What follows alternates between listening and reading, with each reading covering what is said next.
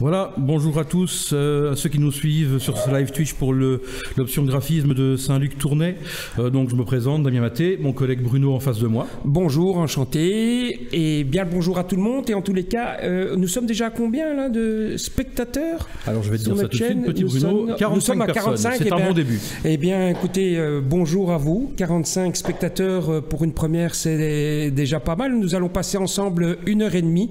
On va vous présenter bien évidemment la vie de l'école, on va vous faire un petit historique de l'école, on va vous présenter les travaux des étudiants, un peu parler de la philosophie de l'option, et puis on va essayer aussi de répondre à toutes vos questions via le chat qui n'est pas encore affiché. Tout va bien chez Disney? Je ne sais plus, je crois que c'est chez Disney qui travaille lui maintenant. Voilà, on va commencer par une toute petite chose, on va commencer par l'historique de notre école. Ben, vous dire que c'est une école qui a quand même une certaine tradition de savoir-faire, puisqu'elle s'est installée en Belgique en 1878 pour nos amis français qui écouteraient cette émission. Et donc elle s'installe sur le site de Ramnichin où nous sommes situés aujourd'hui en 1904, et le bâtiment a été construit à peu près en moins d'1 an.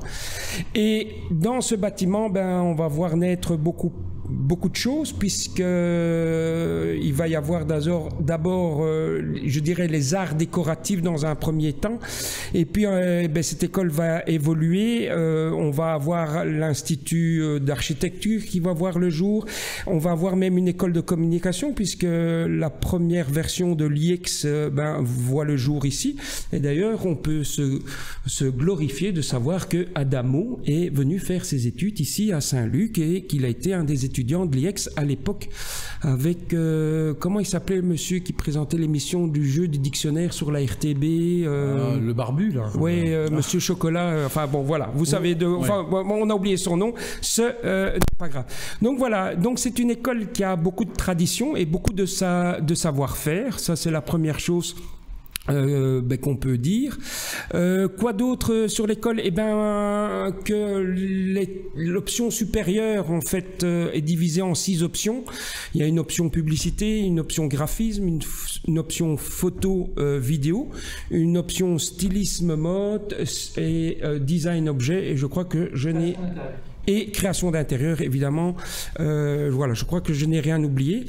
Et que, voilà, toutes ces formations sont diplômantes avec un bac+3, que beaucoup d'étudiants suivent ce parcours et entament souvent, pour la plupart, des masters, donc dans d'autres écoles, puisque nous ne sommes pas une finalité master, nous sommes une finalité bac+3.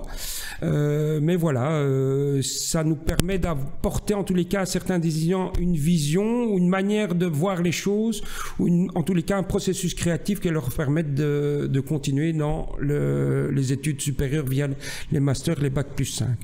Voilà ce que je peux un peu dire sur l'école. Je ne sais pas, est-ce qu'il y a des questions qui seraient déjà par rapport à ça? On va peut-être réserver les questions pour après. Pour plus tard. Comme ça, on va... Voilà, ici, ce que vous pouvez avoir sous les yeux, c'est une petite vidéo qu'une de nos étudiantes a fait rapidement ce matin. Bon, l'école est vide, hein, bien entendu, il n'y a personne. Mais au moins, vous voyez un petit peu, si vous ne connaissez pas l'école, vous voyez un petit peu à quoi ressemblent nos locaux. Voilà. Donc, petite vidéo réalisée par Lilou. Merci, Lilou. Eh ben, merci Lilou. Et voilà, vous regardez, nous avons quand même un espace de verdure qui était très agréable, n'est-ce pas, chers étudiants? Lorsque les beaux jours reviennent, on peut se déconfiner dans le parc, prendre des petits apéros. On n'en dira pas plus. Voilà. Je lis sur le chat qu'effectivement, apparemment, quand on est sur l'écran de chat, il n'y a pas le retour audio. J'essaierai de fixer ça tout à l'heure directement. Je vais rajouter, je pense que j'ai simplement oublié de mettre l'interface audio des micros sur l'écran du chat, mais je réglerai ça tout à l'heure, c'est pas grave. Voilà pour les présentations de l'école. Donc, ben voilà, vous voyez ici nos étudiants en plein travail. Voilà. Donc ça, c'était ce matin. Ils étaient d'ailleurs très appliqués pendant que nous étions en train de monter le studio dans lequel nous nous trouvons à l'heure actuelle. Voilà Damien Matet. Voilà, je vous présente Damien qui est en train de faire ses réglages. Monsieur Technologie, il faut savoir que nous avons quand même une chance de l'avoir sous la main. C'est notre veille technologique, parce que si nous ne l'avions pas, eh ben je crois que nous ne serions pas là où nous en sommes aujourd'hui. On ne pourrait même peut-être pas faire cette cette émission, nous sommes en train de pédaler comme des malheureux sur l'Escaut qui coule là-bas plus loin. Enfin bon, voilà, façon de parler quoi. Et puis nous avons aussi Michael. Oui, on va présenter un peu l'équipe pédagogique. Michael Torchon, c'est lui un petit peu monsieur vidéo là qui. Voilà, je ne sais pas. Je vais essayer de prendre la caméra pour vous le montrer. Ah, on m'a coupé. Voilà. Ah, ben on a le. Je t'ai coupé. Ah, voilà. Donc vous voyez ici Michael qui vous salue, qui est évidemment le petit dernier de l'équipe qui nous a rejoint maintenant il y a 3 ans, n'est-ce pas, Michael? Voilà, ça va faire déjà 3 ans. Alors, mais si on pouvait me remettre le trombinoscope de l'équipe, ça serait chouette. Donc, on va commencer par les personnes, les dames. Voilà. Par ordre alphabétique, Michael Brodiwa, qui est professeur de photographisme. Je crois que c'est un intitulé qui tenait à cœur, en tous les cas.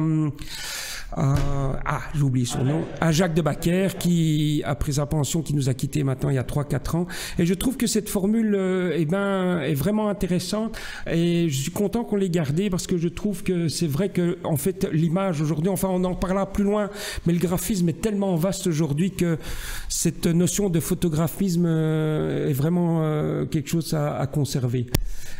Nous avons Yannick Carlier, qui est laboratoire et concept visuel, donc professeur qui donne cours en première, en deuxième et en troisième année. Donc, lui, il va vous amener surtout à avoir une réflexion sur le travail de l'image, la composition, le sens, la narration, et tant d'un point de vue graphique que d'un point de vue illustratif. Donc voilà, ça c'est pour mon ami Yannick avec lequel j'ai fait mes études pendant 30 ans. Ça c'est pour la petite parenthèse. Et puis Aline Crombé, mais ça c'est ma cousine. Alors, elle est professeure, elle donne cours d'histoire de cinéma. Et pour les premières années, en première année, elle donne cours qu'en première année.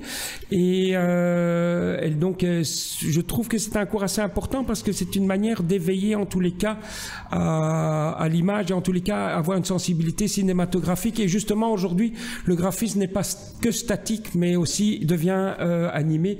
Donc, je trouve qu'une histoire du cinéma est quelque chose d'assez intéressant et je sais qu'elle fait ça avec beaucoup de passion. Donc, ça, c'est pour Aline Combé. Notre ami Philibert de l'Écluse, pardon, je l'ai écorché son nom, professeur d'illustration, évidemment, qui aborde aussi des problématiques de technique de dessin, mais vraiment, je crois que son cours est vraiment orienté illustration. Ça, c'est pour Philibert. Alors, Jean-Paul Jacquet, professeur, donc c'est cours théorique, donc un cours d'histoire de l'art. C'est art contemporain. Art contemporain. Du XXe siècle. Ouais. Anne Lemaire, mais qui est le binôme de Philibert de l'Écluse, puisqu'il donne cours en commun, en tous les cas pour tout ce qui est illustration numérique, et plus particulièrement orienté vers le logiciel Illustrator, sans vouloir faire de publicité. Nous ne sommes absolument pas sponsorisés par Adobe. Et bien moi-même, votre fidèle serviteur derrière ce micro, Bruno Lombardo, donc je suis professeur de typographie et je m'oriente de plus en plus, enfin j'essaye de faire évoluer le cours vers ce qu'on appelle la micro-édition, puisque depuis peu nous avons acquéri une risographe et donc nous allons maintenant vraiment... J'entends des ricanements derrière moi. C'est vrai que nous avons rencontré quelques difficultés à mettre en place la machine, mais elle fonctionne aujourd'hui. Elle fonctionne. Voilà. Et donc je donne aussi un cours d'histoire de l'écriture. Alors Sylvanie, ça je crois que c'est un des piliers de l'option cours de dessin, cours de gravure, cours de l'image. C'est en tous les cas ce que j'aime chez elle, c'est la manière dont elle aborde le dessin. C'est pas le fait de faire du dessin pour du dessin, c'est pas on va pas faire de vous des Michel-Ange, mais on va vous faire comprendre comment utiliser l'outil dessin pour exprimer sa créativité. Et ensuite, elle vous donne aussi un cours de gravure. Et là, je trouve que c'est vraiment un très chouette cours parce que c'est un cours qui permet en tous les cas à certains de développer leur sens graphique. Ceux qui ont plus peut-être de difficultés dans le dessin vont pouvoir s'exprimer plus dans la gravure. Et je trouve donc ça très intéressant. Et en plus, elle a une pédagogie qui est très ludique autour de ces exercices de dessin. Il n'y a vraiment rien d'académique dans ce qu'elle propose, mais c'est vraiment un champ d'expérimentation. D'ailleurs, je crois que c'est un peu la philosophie de l'option, c'est à travers tous les cours d'atelier, c'est d'aller vers ce champ d'expérimentation, aller chercher ses propres outils, en fait, en quelque sorte. Je crois que c'est un petit peu une des philosophies qu'on peut retenir de l'option. Donc voilà, ça c'est pour Sylvanie. Ensuite, Damien Mater, eh bien alors là, évidemment, c'est Monsieur Technologie, mais ce n'est pas que Monsieur Technologie.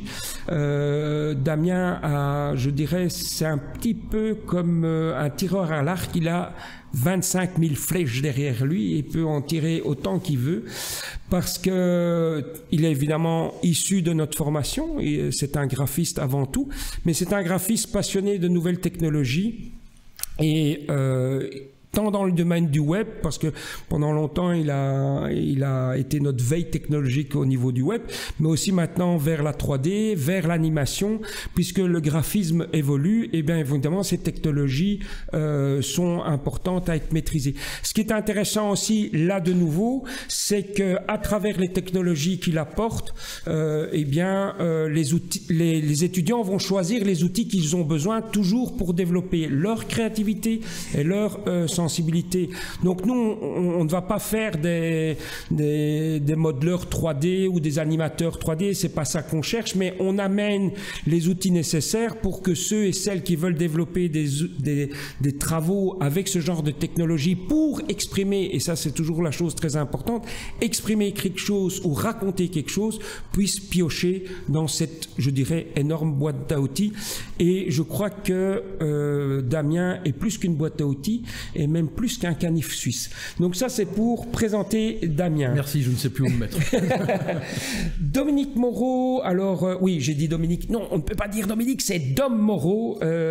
Alors, elle donne cours de récit, de méthodologie, et elle fait les suivis de mémoire en 3e année. C'est quelqu'un de littéraire. Et c'est quelqu'un aussi qui est important dans l'option, puisqu'elle apporte ce côté littéraire qui peut être intéressant aussi dans la manière dont les étudiants peuvent développer quelque chose, parce que c'est vrai que nous avons des étudiants qui ont une sensibilité plutôt imagée, et parfois on a des étudiants qui ont plutôt une sensibilité littéraire. Et ben, je crois que cette écoute peut se faire entendre au sein de l'équipe pédagogique. Voilà pour Dominique, et nous terminons par Anne van de Kerkhove, qui est professeur d'histoire de l'art et qui donne cours dans les 3 années, en première, en 2e et en 3e.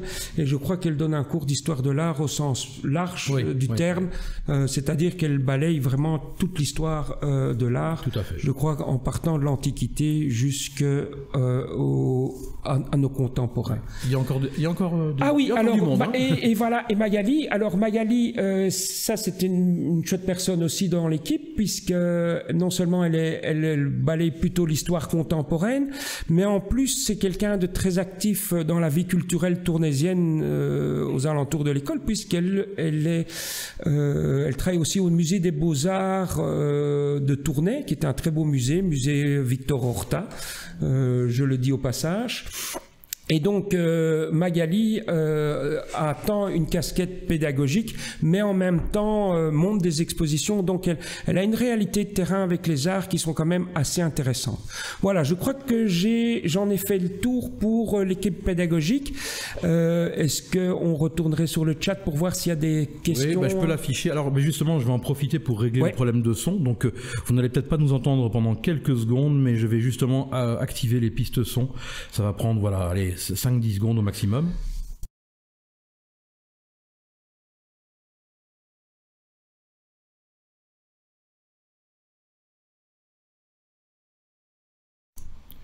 Voilà, en principe, vous devriez nous entendre maintenant avec le chat. Est-ce que vous pouvez nous confirmer dans le chat que vous nous entendez bien? 1, 2, 3. Voilà. Alors, s'il y a quelqu'un qui pouvait répondre. Bonjour, le chat va-t-il être rediffusé?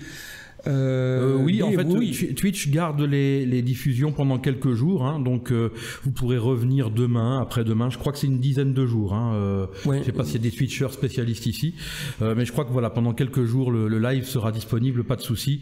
On regardera, même éventuellement pour voir si on peut pas le sauvegarder différemment. On n'a pas osé l'enregistrer en même temps qu'on le stream aujourd'hui parce que c'est notre première. Donc techniquement, je trouve on est déjà pas mal, mais on n'a pas voulu prendre trop de risques. Ma machine déjà, elle a 36 appareils connectés dessus. Je suis étonné qu'elle tienne le coup.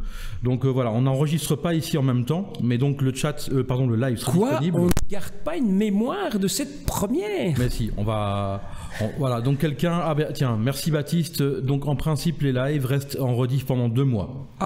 Merci. Merci Baptiste. Merci, voilà un Baptiste. Spécialiste de Twitch. Voilà. Alors, je regarde un petit peu notre petit programme. Donc, on a... alors, je vais remettre un petit peu nos tronches. Hein, voilà. On a donc parlé de l'équipe enseignante. On vous a parlé de tous les professeurs donc, qui donnent cours au sein de l'option graphisme. Alors, on peut peut-être afficher le petit programme qu'on avait prévu pour le stream. Michael, si tu peux nous montrer ça. Je crois que c'est sur... non, c'est l'écran qui est avant. Attends. Il a peut-être basculé sur un... Attends. Il est peut-être plus loin. Ah tiens, il a disparu? Ah, c'est... Bon, c'est pas très grave, hein. Apparemment, le keynote, il a disparu. Oui, vas-y, planning. Voilà, et tu peux faire play. Voilà, mais comme ça, je bascule dessus. Voilà. Donc tu peux passer à l'écran suivant. Hein. Donc voilà. Donc pour ce live Twitch d'aujourd'hui, donc présentation de l'école, c'est fait. Merci Bruno pour cette superbe introduction. Présentation de l'option aussi, et l'équipe enseignante très bien aussi brossée par Bruno. Donc on va passer aux questions fréquemment posées. Alors ce qu'on va faire dans un premier temps, c'est que quand on fait des portes ouvertes classiques, on a toujours toute une série de questions qui reviennent tout le temps. Je vais afficher cet écran là, voilà, comme ça vous nous voyez aussi un petit peu. Donc on va répondre aux questions autant que possible, hein. Donc je vois que ça commence déjà pour le concours d'entrée. Y a-t-il un minimum de travaux? On va essayer de la retenir pour la suite. Mais donc ce qu'on va essayer de faire, c'est de répondre aux questions les plus générales, et puis par la suite on va répondre à toutes les questions un maximum de questions qui sont proposées sur le chat. D'accord? Voilà. Mais bon, vu que je l'ai sous les yeux et pour ne pas l'oublier, donc pour le concours d'entrée, un minimum de travaux, il n'y a pas de chiffre exact, mais c'est clair que vous devez montrer des travaux qui sont capables de représenter un petit peu toutes les choses auxquelles vous touchez. Et dans lesquels vous travaillez artistiquement. Donc essayez de donner en fait un aperçu, une palette de qui vous êtes artistiquement. Vous ne devez pas ramener, je veux dire, des caisses et des caisses de travaux, mais dans tous les cas, vous devez pouvoir montrer que vous touchez par exemple à la photo, vous faites de la peinture, ce genre de choses, ou même de la musique, hein, toute activité artistique qui n'est pas forcément liée directement au graphisme, parce que tout ça communique, hein, bien évidemment. Tous ces métiers-là finalement convergent vers une passion en fait globalement. Donc n'hésitez pas à ramener des choses qui sont assez variées. Je dirais que la variété peut-être compte plus que le volume.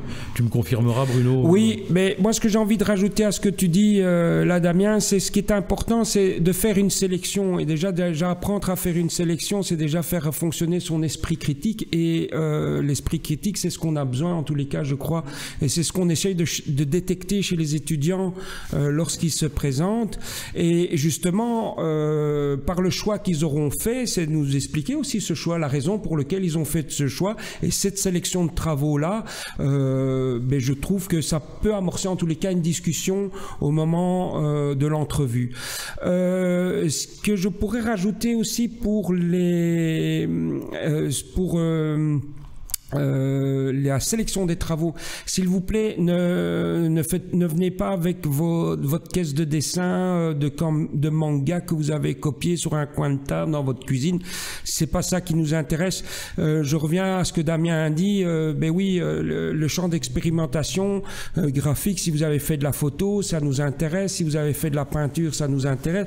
Si vous avez fait des trucs de gravure, si vous faites des petits carnets de croquis où vous racontez des petites histoires, enfin, je Je veux dire, allez chercher, montrez-nous votre personnalité. N'allez pas essayer de calquer une personnalité.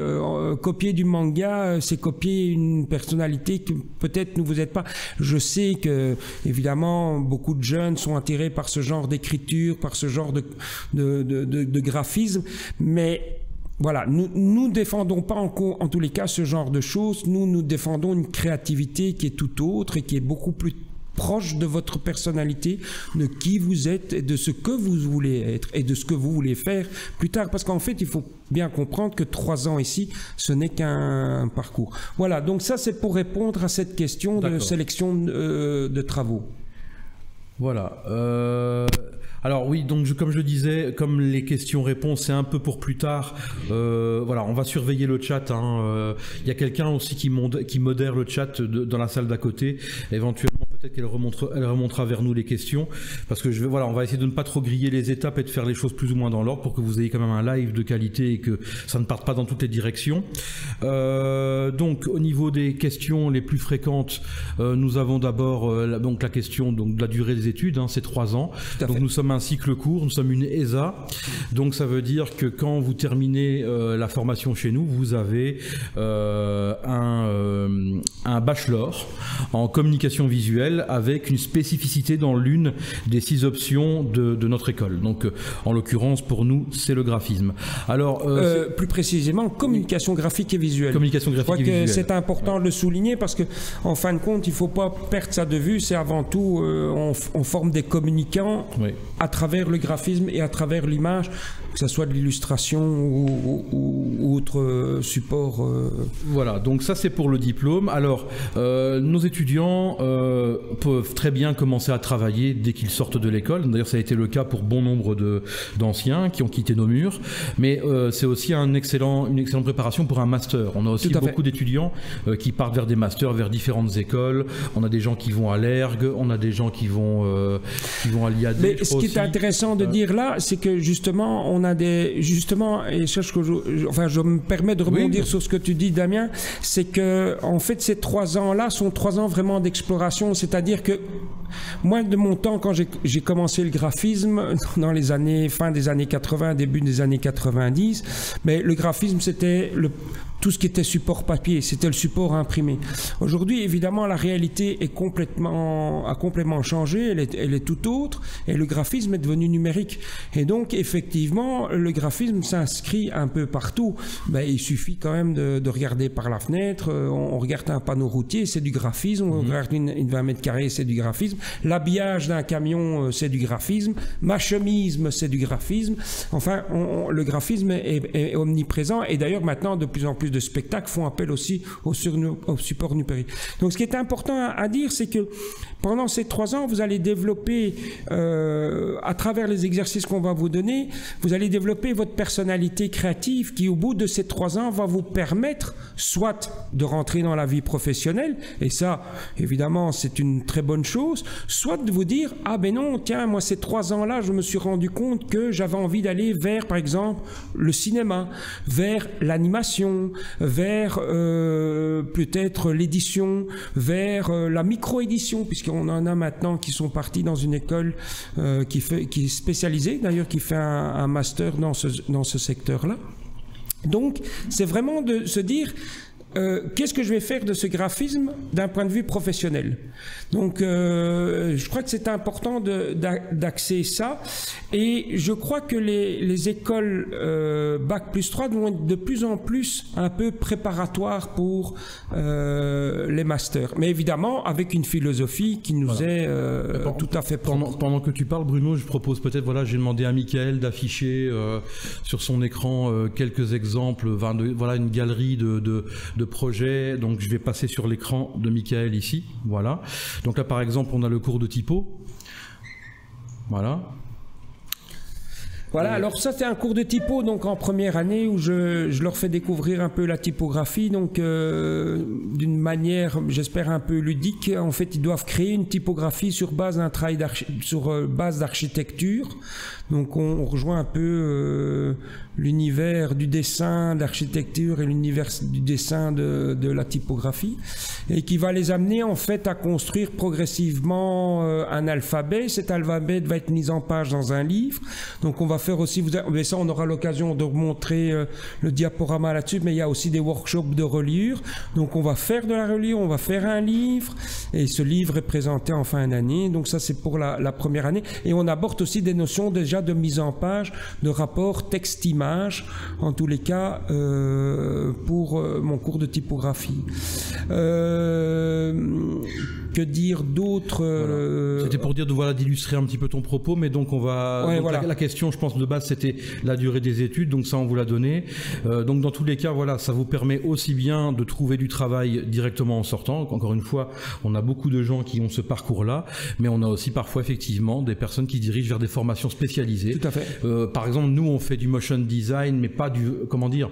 On ne fait pas... on n'est pas une école spécialisée dans le domaine, donc on introduit les étudiants à ce type de médias, on les sensibilise, et si par exemple l'un de nos étudiants veut vraiment se spécialiser dans ce domaine, il va par exemple se diriger vers une école spécialisée comme les Gobelins, oui. À Paris par exemple. Je crois que même en France maintenant il y a des formations qui sont dites en alternance, donc oui. Après le bac plus 3 ici, ils peuvent oui. faire une année de formation.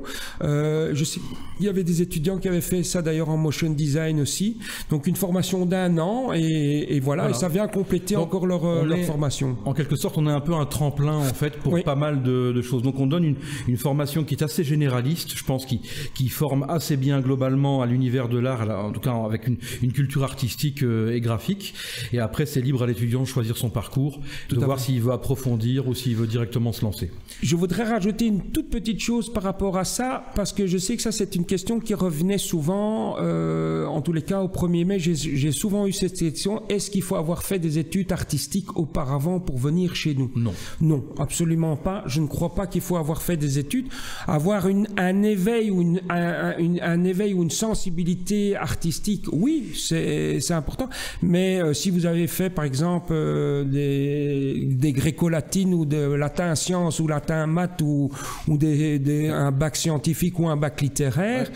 C'est sûrement pas ça qui va vous arrêter. Moi, j'ai fait latin langue. Voilà, latin langue. Okay. Tu vois, moi, j'ai fait une école d'horticulture et puis j'ai fait architecte paysagiste. Hein, je suis devenu typographe. Voilà. Voilà, nous, on fait des parents, c'est idiot. Mais non, mais je crois que c'est important de souligner ça aussi. C'est que justement, comme Damien le dit, comme on est un tremplin, ben voilà, on fait un éveil. Je ne sais pas si dans l'assistance ici derrière moi, est-ce que vous avez tous un parcours artistique avant de venir ici? Non.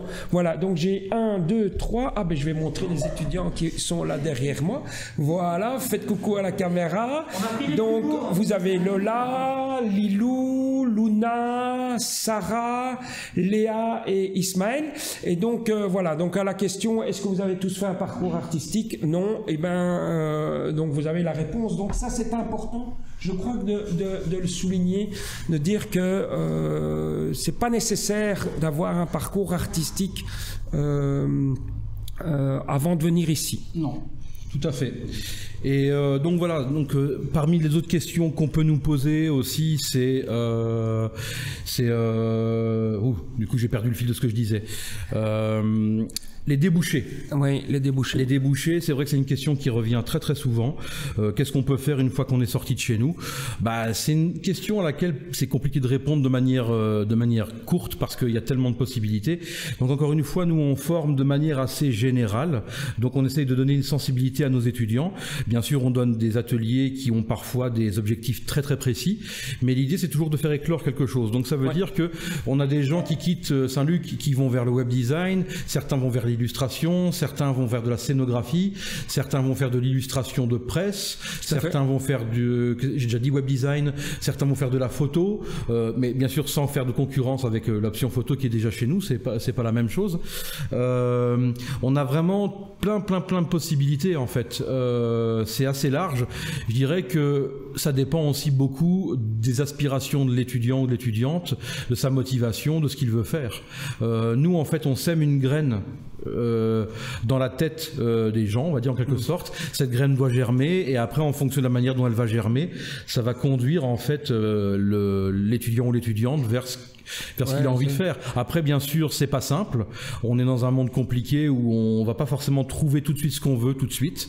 Il faudra se battre un minimum, mais je pense que quiconque est motivé et a ça dans le sang, y arrivera. Et d'ailleurs, on a souvent des retours au 1er mai parce que bon, ici, bien sûr, c'est une formule distancielle, mais quand on a le plaisir de pouvoir le faire en vrai comme les années précédentes, on a tous nos anciens qui reviennent, qui nous font des retours sur leurs expériences et qui nous disent un petit peu comment ça s'est passé pour eux et ils sont tous, je pense, pour la plupart contents et ils ont tous trouvé. Je crois que c'est ça qui est intéressant à travers la formation Comprendre, c'est justement de faire en sorte que chacun puisse trouver sa direction. Et je crois que ça c'est quelque chose d'important d'un point de vue pédagogique et je crois que c'est une des valeurs qu'on défend. Même si on n'y arrive pas toujours, mais en tous les cas c'est la philosophie qu'on essaye de défendre. C'est vrai que lorsque dans les années 90 on sortait de graphisme, de communication graphisme, on se disait on va faire des affiches, on va faire de l'édition, on va faire du catalogue, de la brochure, des dépliants et tout ça. Et aujourd'hui, on sortir d'une formation de communication graphique, mais c'est ça qui est génial. Moi, je voudrais refaire mes études aujourd'hui. Je serais excité comme une puce avec tous les outils qu'on a aujourd'hui. Et vraiment, le numérique permet tellement de choses que je crois que ce serait dommage de pouvoir de s'enfermer dans une seule chose. Et donc voilà, gardons, et c'est ce qu'on essaie de faire en tous les cas au sein de l'OSSON, c'est de garder cette ouverture et c'est toute ouverture d'esprit, en tous les cas, qui fait, je crois, notre spécificité. Voilà. Quelle autre question est posée très régulièrement au 1er mai? On a parlé de la durée des études, on a parlé des masters, on vient de parler ici... Mais des débouchés. Des débouchés.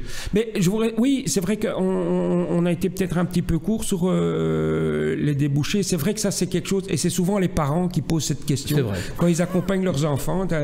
Oui, alors les enfants, ils posent toutes des questions très...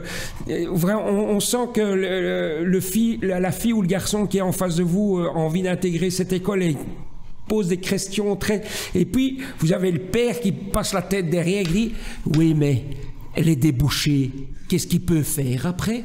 Et alors là, évidemment, on dit « C'est tellement vaste que... Alors, c'est vrai que... C'est vrai que parfois ça déstabilise. C'est assez déstabilisant, mais en même temps, c'est ce que je dis, c'est le parcours de l'étudiant qui va trouver sa voie. Moi, quand je vois les anciens, allez, je prends Autevar, comment il s'appelait encore cet étudiant qui est sorti à une année chez nous. Adrien Autevar. Adrien Autevar. Ouais.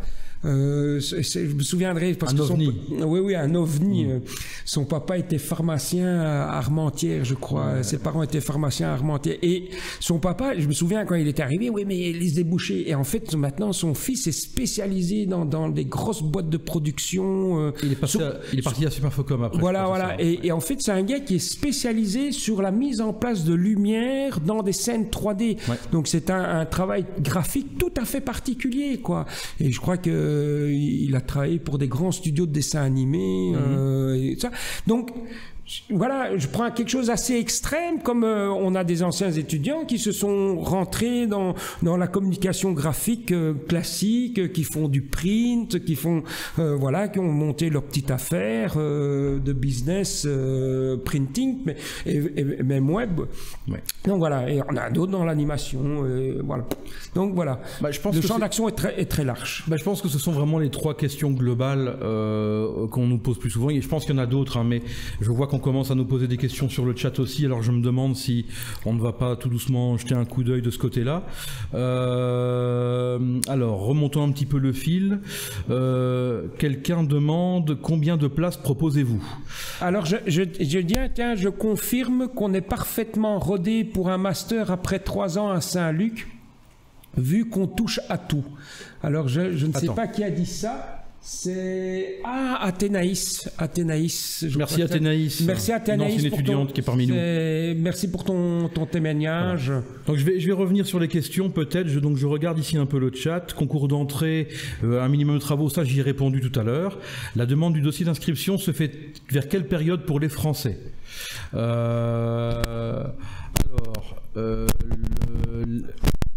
Ah oui, voilà. Ouais, parce que c'est vrai que quand on bouge les micros, ça fait un peu, de bruit. Voilà. Donc le dossier d'inscription. Il se trouve, et ça on le rappellera à la fin du live, pour tout ce qui est demande plutôt administrative, on pourra vous rediriger vers le site de l'école, donc saintluctournai.be. C'est tout en un seul mot, SAINTLUC tournai.be. Et alors vous avez un petit chatbot, qui est dans le coin inférieur droit de la page web. Et là vous pouvez en fait poser les questions directement à l'administration de l'école, qui vous répondra dès que c'est possible en fait, d'accord, parce que bon, je pourrais répondre à la question, mais j'ai peur de me planter dans la date. En tout cas, le dossier d'inscription, d'abord il faut s'inscrire au concours, ça c'est une chose, et le concours ici normalement les papiers, je pense, toutes les consignes vont être envoyées, je pense, dans le courant de la semaine prochaine, si je ne me trompe pas, parce que moi on m'a annoncé une deadline pour mardi pour remettre le tout. Je pense que tu me confirmes, Bruno. Mardi, on doit remettre les documents. Donc, comme mardi, on remet les documents, vous allez probablement recevoir toutes les indications donc administratives incessamment sous peu, quoi. Ça va se faire. En tous les cas, ça va être assez rapide. Voilà. En tous les cas, nous, on a un support vidéo aussi qui explique vraiment bien comment monter votre dossier pour l'examen. Vous aurez une vidéo, on est en train de remettre ça sur place, oui. Pour l'examen d'entrée. Alors j'ai vu une question, il y a des petites questions qui apparaissent. Est-ce qu'il faut être bon dessinateur pour faire du graphisme? Non, il ne faut pas être bon dessinateur pour faire du graphisme.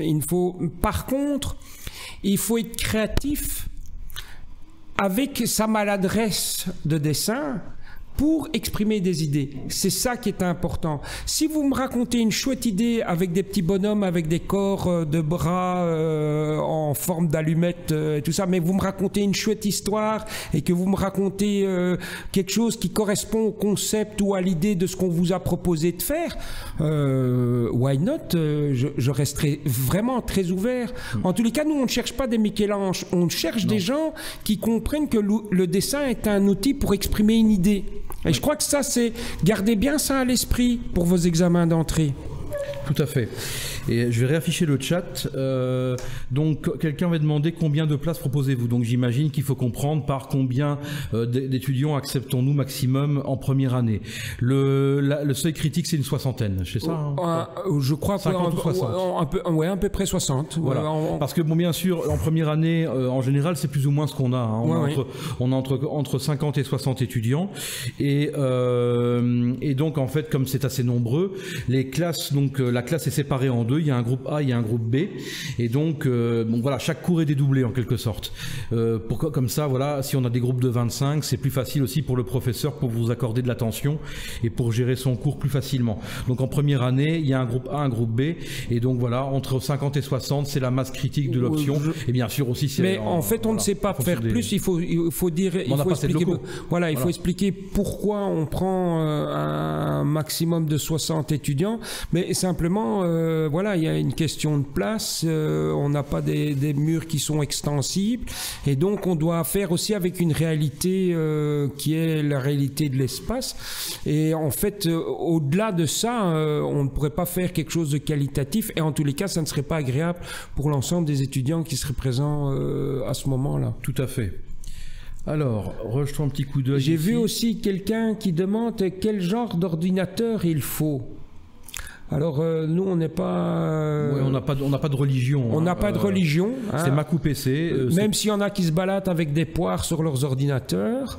Non, je crois que aujourd'hui, je veux dire, tant les Mac que les PC sont des machines qui se valent vraiment. Il faut avoir une bonne configuration, une bonne carte graphique, un bon disque dur. Bon, on va pas commencer à rentrer dans les détails parce que ça va devenir très technique. Mais bon, voilà, par exemple, si on devait prendre ne serait-ce que les processeurs Intel, en général, on conseille au minimum de l'i5 et bien sûr de l'i7, voire de l'i9, c'est mieux.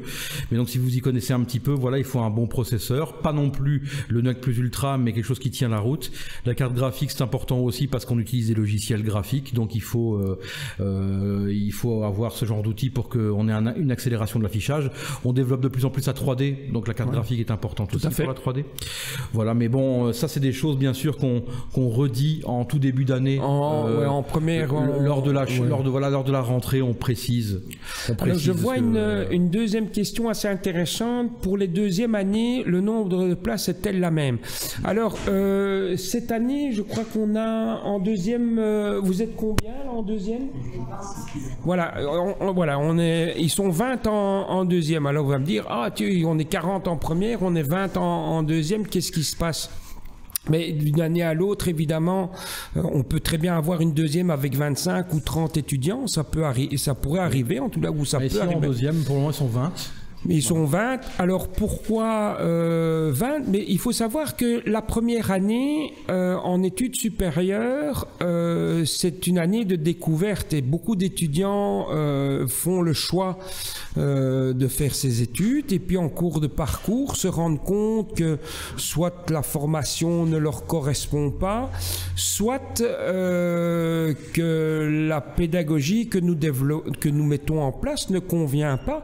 Et donc à ce moment-là, ce qu'on conseille, c'est qu'il y a beaucoup d'étudiants qu'on invite à continuer et en fait d'aller jusqu'au bout de leur année. Et en fin d'année, on leur propose une réorientation, c'est-à-dire que moi, ça m'est arrivé de dire à certains étudiants d'aller dans une autre école parce qu'ils ont un caractère plutôt bande dessinée ou ils ont un caractère plus technique et donc on va les orienter vers une école graphique plus technique. Donc il y a ce qu'on appelle un travail de réorientation aussi qui se fait. Et donc effectivement, en une année de temps, on peut avoir une perte d'étudiants qui est due à ce questionnement. Après, je pense qu'on peut dédramatiser aussi un petit peu. C'est vrai que pour des jeunes gens, parfois, se tromper de voie ou échouer, ça peut être vécu comme quelque chose de difficile. On est tous passés par là. Je veux dire, moi, j'ai pas tout réussi d'un coup non plus, bien entendu. Mais voilà, la première année, elle sert aussi un peu à ça. C'est à se trouver, c'est à savoir qui on est. Et je crois que c'est quelque chose de tout à fait légitime. Il faut savoir que pour la plupart d'entre vous qui allez rentrer vers les études supérieures, soit vous sortez de bac, soit vous sortez d'un collège. Voilà, vous avez entre 17 et 18 ans, vous êtes jeune, vous avez des envies et on comprend que vous avez envie d'aller vers quelque chose qui vous tente. Et puis, vous êtes là au pied du mur dans vos études supérieures et puis vous vous rendez compte que la truelle et le seau, il faut y aller, il faut travailler. Et donc, il y en a qui sont parfois découragés parce que ils n'ont pas la force de travailler, de se remettre en question. Il y a aussi parfois un manque de maturité de la part des étudiants. Et il y a parfois aussi des étudiants qui recommencent, qu'on conseille à recommencer en disant, leur première, parce qu'on dit, cette première-là était une année préparatoire, on te conseille de refaire ta première, et puis voilà, après ça, ils se trouvent en deuxième, il y en a qui sont en troisième aussi maintenant. Donc, il faut pas vivre ce moment-là comme un échec. Et beaucoup de personnes qui l'ont peut-être eu dur sur l'instant, quand elles reviennent quelques années plus tard, elles se rendent compte à quel point c'était nécessaire. Oui, tout à fait. Passer par là. Donc c'est vrai que quand on est dans l'instantané, on vit les choses de manière intense et on a l'impression qu'on n'est peut-être pas fait pour ça ou qu'on va abandonner, mais au final, il y en a qui se sont accrochés. On a même des anecdotes d'étudiants qui ont fait 6 ans chez nous. Oui, tout à fait. Qui ont recommencé chaque année. Et aujourd'hui, 2 premières, 2 deuxièmes, 2 troisièmes. Voilà, et donc ça existe. Bon, c'est des cas assez rares. C'est l'équivalent d'un master, là. Hein. C'est des cas assez rares, mais ça existe et ils sont très, je dirais, épanouis aujourd'hui et ils vivent de leur métier. Et passionnés dans leur boulot. Parce que tout le monde n'a pas le même rythme, hein, bien entendu. Hein. Donc, je vais retourner sur le chat rapidement. Je regarde. Donc, le concours se passe-t-il en distanciel ou en présentiel cette année? Alors, il sera en distanciel. Donc, vous allez recevoir les consignes incessamment sous peu, comme je le disais. On est obligé, bien sûr, malheureusement, de le faire comme ça. Donc ce sera encore en distanciel, mais vous inquiétez pas, on a un système qui est assez au point, qu'on a éprouvé l'année passée, ça marche assez bien. Vous allez recevoir les consignes bientôt. C'est chouette, il y a quelqu'un, bonjour Monsieur Maté, Monsieur Lombardo, je confirme pour les inquiets, malgré un niveau de dessin très moyen, j'ai eu ma chance. Voilà. Et c'est Nathalie de Human. Voilà. Alors je ne sais pas qui c'est, mais en tous les cas, merci pour ton témoignage, c'est très chouette. Merci à tous nos anciens. Oui, on a tout plein. Le concours se passe-t-il en distanciel? Oui, je viens d'y répondre, effectivement. Donc c'est en distanciel. Vous recevrez une vidéo qui va tout vous expliquer. Vous allez avoir 4 ou 5 épreuves, je crois que c'est 4 épreuves à passer. Et vous enverrez tout via un système de dépôt sur le cloud. Hein, vous pourrez déposer vos travaux. Et alors on fera des entrevues, et ces entrevues se feront très certainement par visioconférence. Alors on a une question. Bonjour, je me demande sans aucun jugement pourquoi est-ce que les domaines de l'art est-il sélectif? Alors pourquoi il y a un concours d'entrée dans les écoles d'art? Alors je vais vous répondre, c'est très simple. Premièrement, il faut savoir que les écoles en Belgique sont subventionnées par l'État, que nous touchons des subventions et que ces subventions ne sont pas extensibles. Donc nous avons des quotas. On ne peut pas prendre plus de autant d'étudiants parce que voilà, nous avons un quota de frais de fonctionnement qui ne nous permettent pas de prendre tout le monde. Et puis il y a aussi une autre chose, c'est qu'une école d'art n'est pas l'autre. C'est-à-dire que si vous allez, il y a l'Académie des Beaux-Arts ici à Tournai, vous avez Saint-Luc, Bruxelles, mais chaque école a sa spécificité, chaque école. Et donc un étudiant qui ne trouverait pas sa chance ici pourrait l'avoir ailleurs. Moi, quand j'ai présenté mes examens d'entrée, quand j'étais étudiant, j'ai fait Saint-Luc, Bruxelles, l'Académie des Beaux-Arts et la Cambre. Et j'ai raté Saint-Luc, j'ai raté l'Académie des Beaux-Arts, j'ai réussi à la Cambre. Et tout le monde dit « Ouais, voir la Cambre, c'est génial !» Bon, ben voilà, hein. Ça n'a pas été plus génial qu'ailleurs. Hein. Vous savez, Kennedy avait cette phrase, ne vous posez pas la question ne vous demandez pas ce que votre pays peut faire pour vous, mais posez-vous la question que ce que vous pouvez faire pour votre pays. Ben, j'ai envie de paraphraser un peu JFK en lui disant, ne vous posez pas la question de savoir ce que l'école va faire pour vous, mais ce que vous allez pouvoir faire pour l'école. En fait, ce que vous allez investir dans l'école pour vous. Tout à fait. Alors je vois 2 questions très intéressantes qui arrivent là. La première, sur les 60 places, il y a combien d'élèves qui postulent? Alors ça varie d'année en année, mais en moyenne, je pense, tu me diras Bruno, mais en moyenne, je pense qu'on est à 150 candidats. Alors on est 150 candidats, mais sur les 150 donnés effectifs en examen d'entrée, on en a parfois même pas, on est à 90, 100... Oui, ça dépend. Et c'est vrai qu'ici, en plus, la pandémie a un peu rebattu les cartes, hein. Mais ça fluctue. Il y a des années où on a un taux d'inscription très élevé, parfois un peu moins. Voilà, je pense que la moyenne qu'on a donnée est une bonne moyenne. Oui, et il faut savoir aussi que, en fait, il y a beaucoup d'étudiants qui présentent des examens d'entrée à Tire-Larigot dans toutes les écoles. Aussi, hein. Donc, nous aussi, on est un peu... Il faut savoir que c'est un peu difficile de détecter quel est l'étudiant qui veut vraiment s'investir dans... Quel est l'intérêt qu'il a dans l'école où il va, quoi. Et nous, évidemment, on sélectionne des profils qui correspondent à notre philosophie. Oui.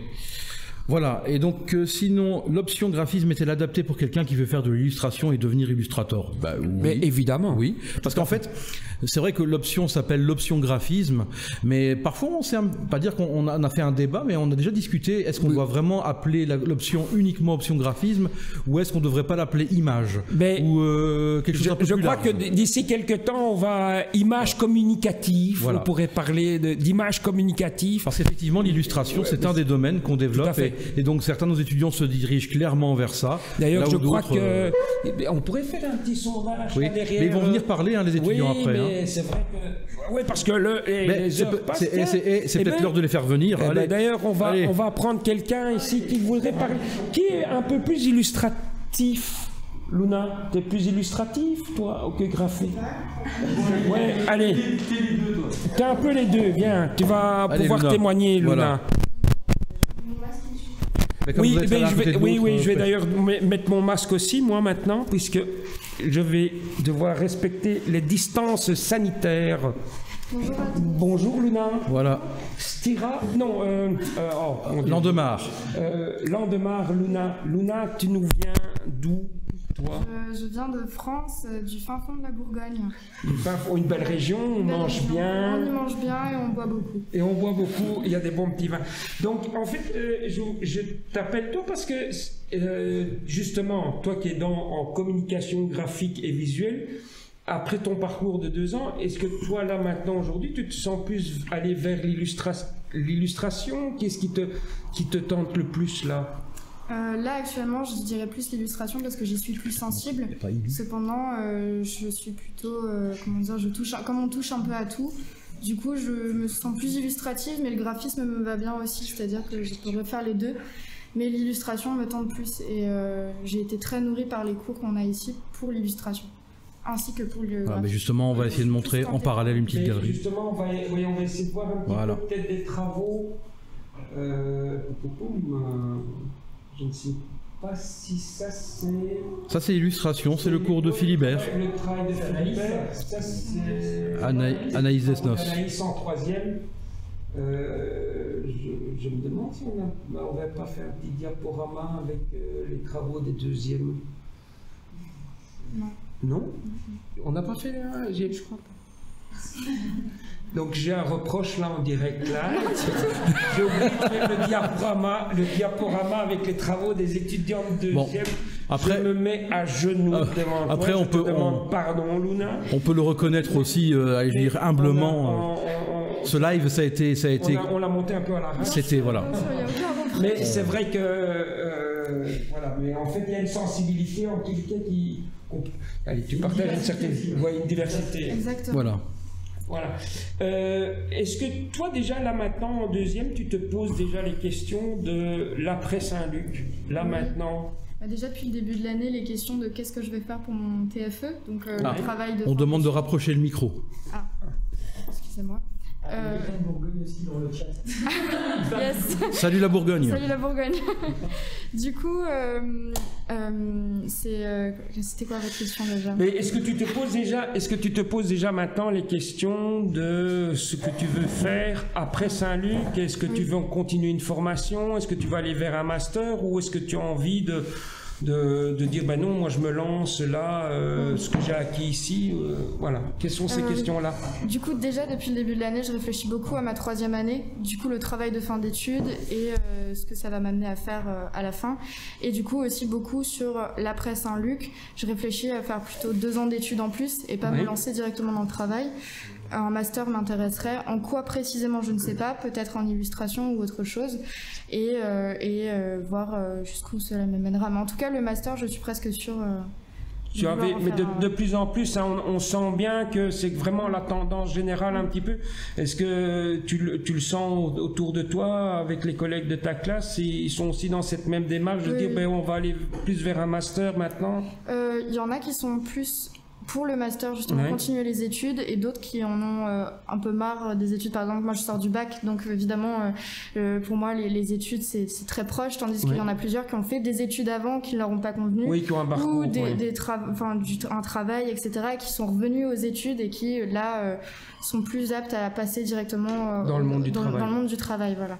Ah ben c'est chouette, je te remercie. C'est un chouette témoignage pour quelqu'un qui... Merci beaucoup, Luna. Saint-Luc en ce moment de l'intérieur. C'est l'occasion aussi, hein, voilà, parce qu'on avait prévu de laisser la parole un peu aux étudiants pendant le chat, pendant le live, pardon. Donc si quiconque dans le chat a envie de poser une question directement aux étudiants, faut pas hésiter. Hein. D'accord. Alors je réponds vite à une petite question technique. Est-ce que l'internat est ouvert aux supérieurs? Oui, l'internat est ouvert aux supérieurs et d'ailleurs je vous invite à vous précipiter parce que le nombre de places pour les étudiants supérieurs est assez limité. Donc dès que vous avez vos résultats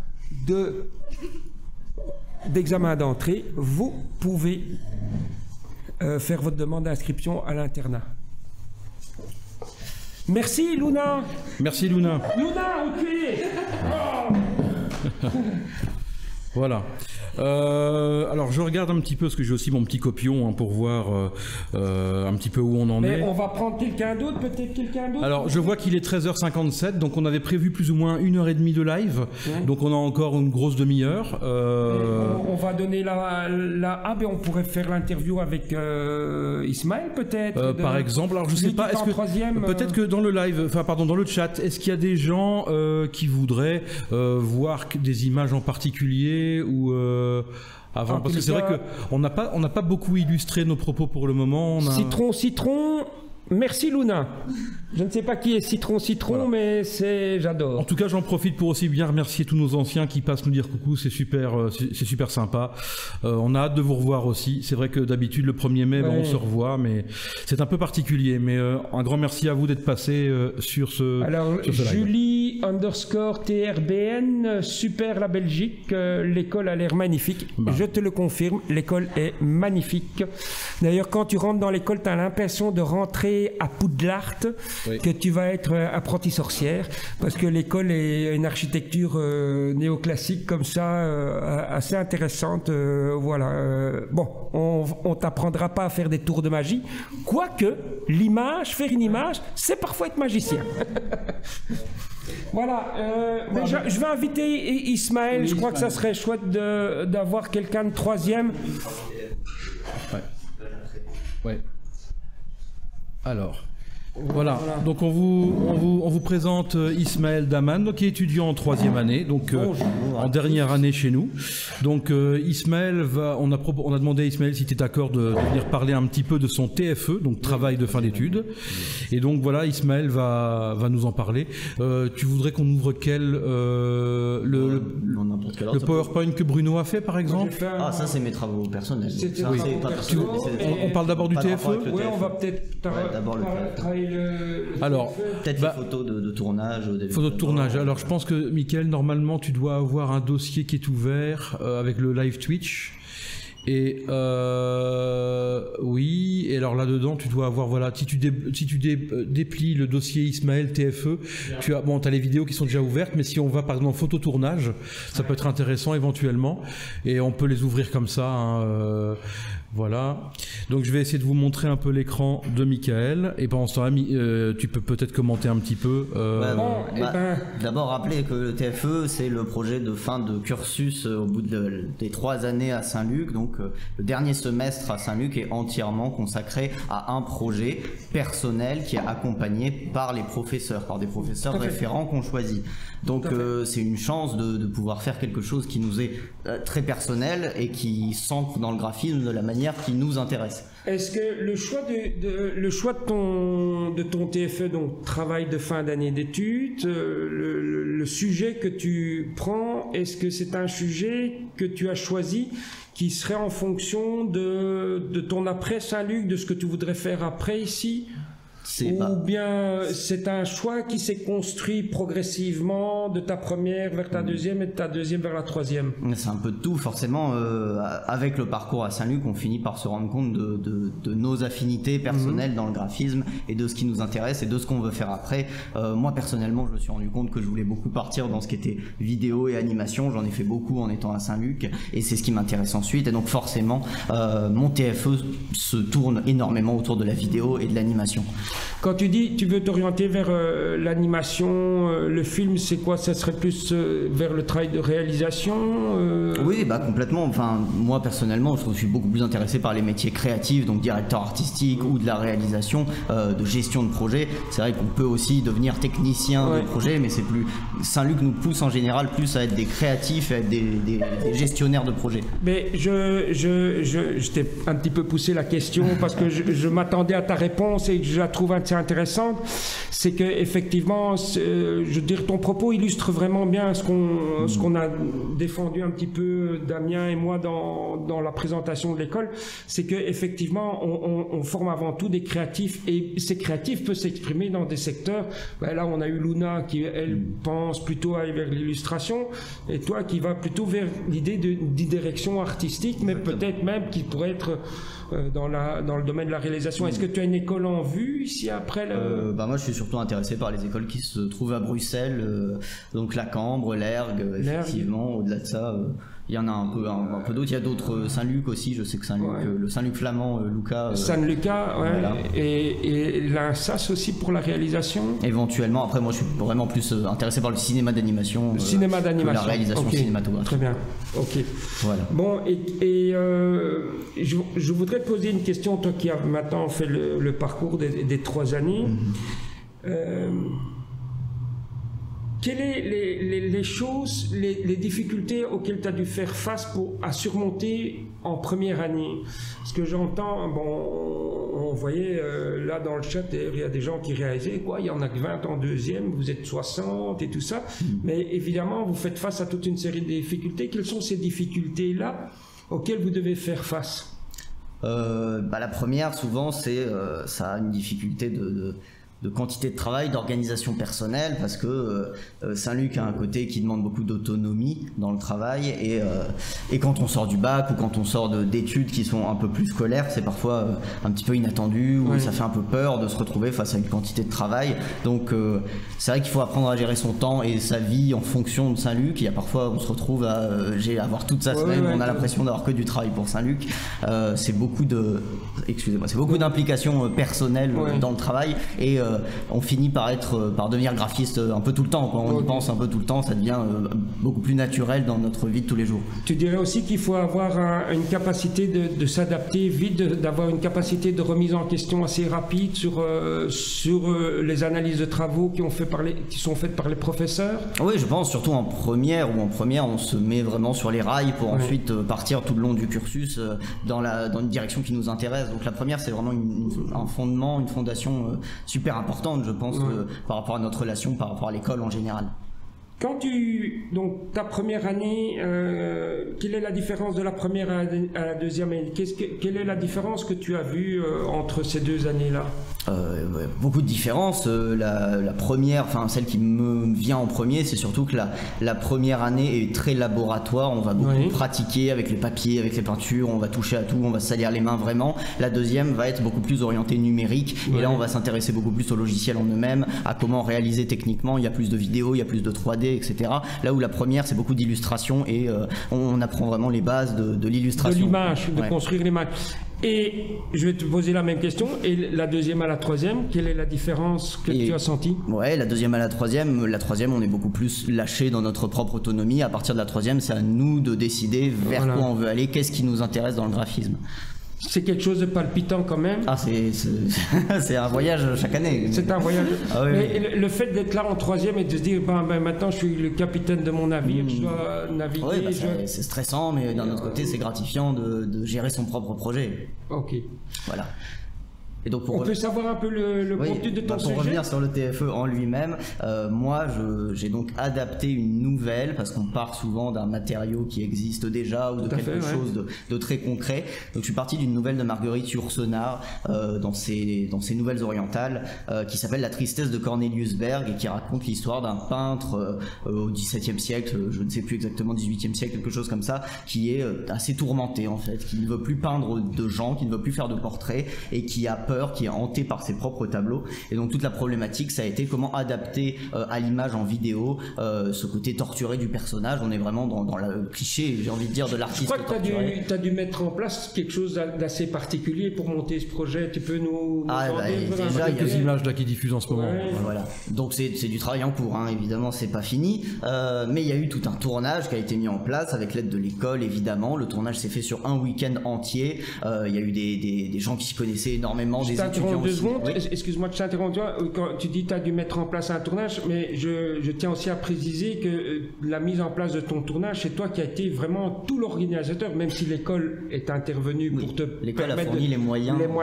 Mais je veux dire, tout le travail d'amont a été quand même scrupuleusement mis en place par toi-même, quoi, au niveau de... je veux dire, l'écriture du scénario, le choix des comédiens. Oui, complètement. Oui, c'est ça. La manière dont tu t'es encadré aussi techniquement. Oui, c'est ça le côté très autonome. Donc ce tournage, oui, a fait appel à plein de gens, que ce soit des gens. Après, il n'y avait pas de professionnels vraiment, mais des gens qui ont fait du théâtre, qui ont fait de la comédie, qui ont déjà participé à des vidéos, des courts-métrages, etc. Des étudiants en cinéma qui s'y connaissaient, qui avaient du matériel, voilà. Et ça a été beaucoup de débrouille, hein. Rien n'a été donné directement sur un plateau. Mais ça s'est bien passé dans l'ensemble, même si ça a été beaucoup d'organisation justement. Et pourtant, tout le tournage en lui-même n'avait pas d'aspect direct avec le graphisme, en tout cas comme on le voit à Saint-Luc, quoi. Là, c'était vraiment de la gestion de tournage cinématographique. Et pourtant, ça rentre dans les cordes du TFE.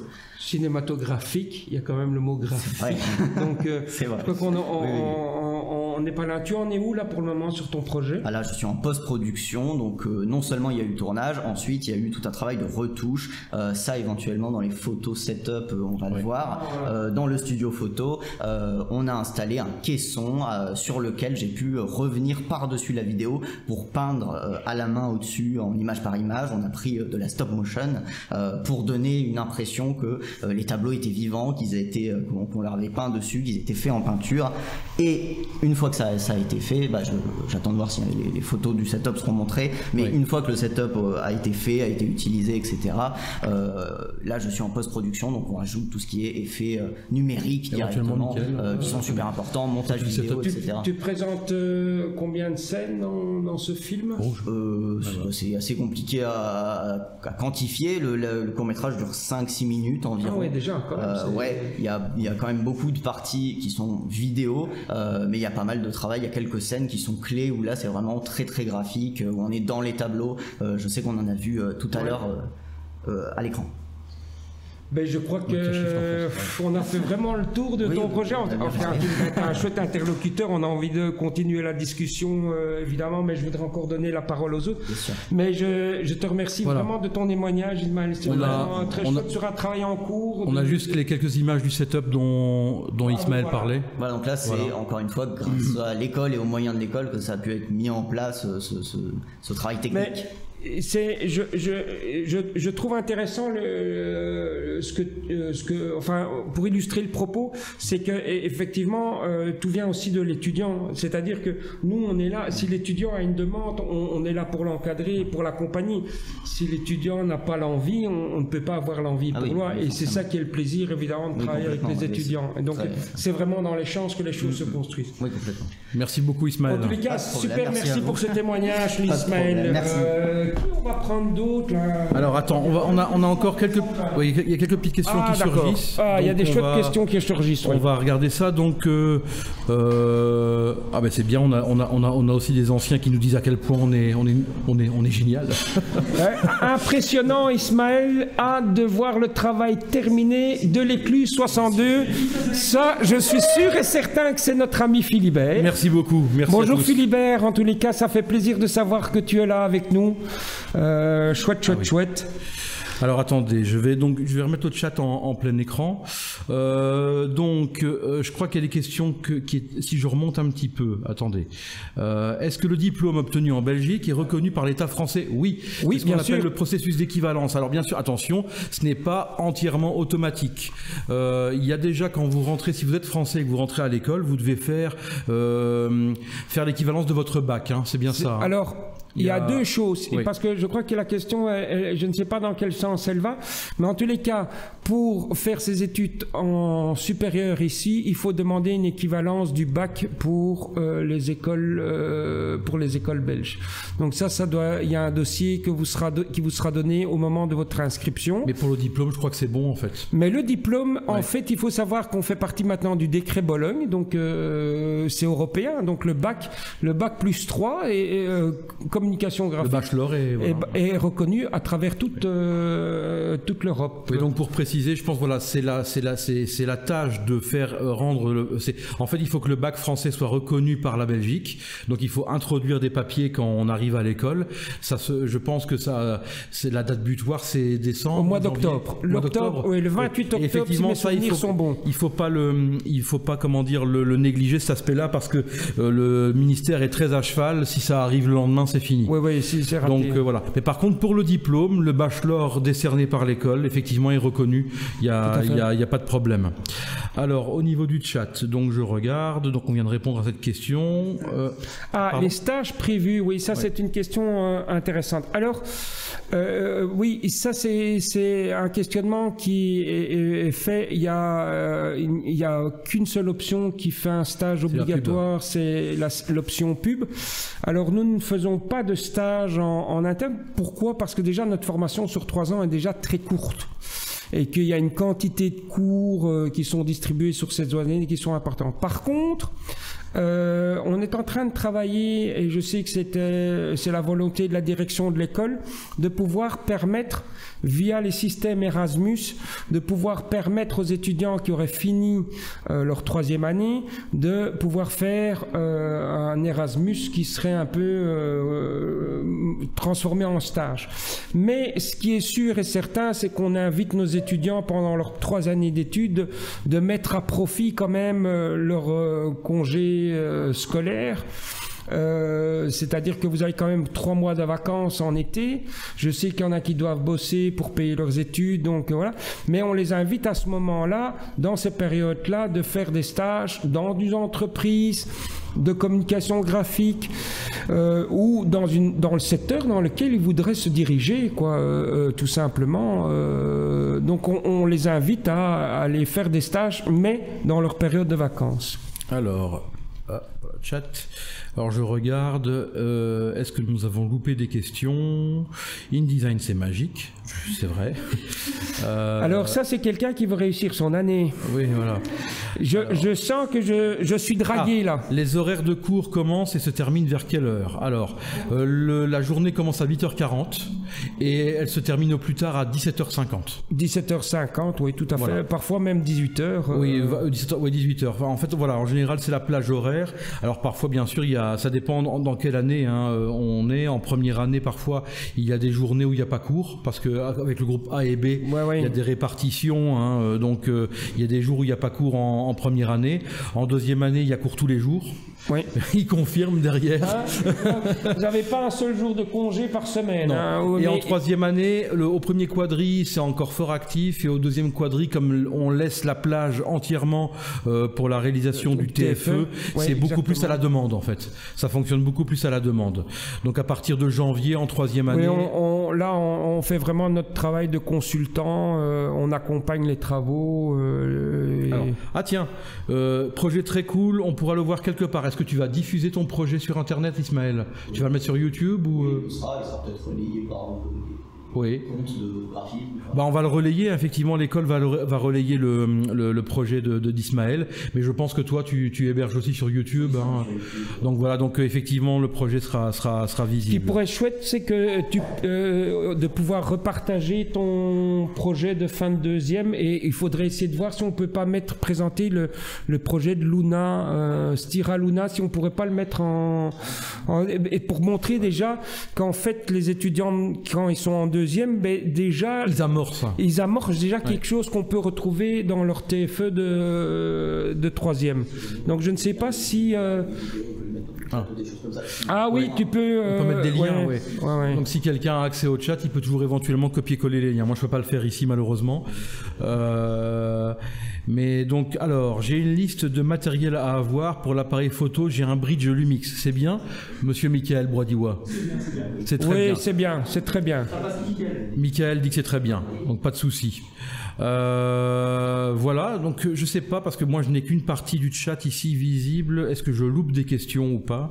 Alors attendez, je vais regarder ici, je vais basculer sur un autre écran. Je vais scroller vers le haut. Et je vais vérifier. On a parlé d'illustration, donc ça c'est fait. Là, le fait que ce soit sélectif, qu'il y ait un concours d'entrée, Bruno en a parlé. Du jam, c'est Claire. Coucou Claire, un grand plaisir de t'avoir avec nous aussi. Lindsay, Athénaïs, tous les anciens, Baptiste.